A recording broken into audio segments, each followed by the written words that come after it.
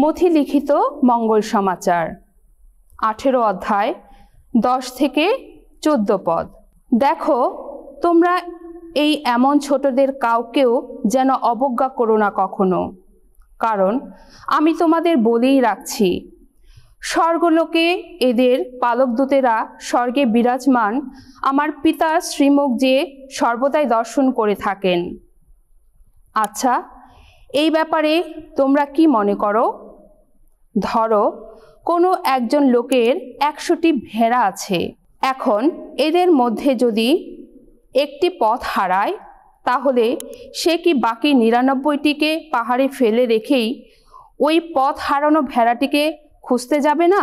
সে যদি তাকে কোনো মতে খুঁজেই পায়, তবে তোমাদের সত্যি বলছি, যে 99টি ভেড়া পথ হারায়নি, তাদের জন্য তার যতটা আনন্দ, তার চেয়েও সে ঢের বেশি আনন্দ পাবে ওই একটি ভেড়ার জন্যে। তেমনিভাবে এই এমন ছোটদের একজনও বিনষ্ট হোক, স্বর্গে বিরাজমান তোমাদের পিতা তা কখনো চান না।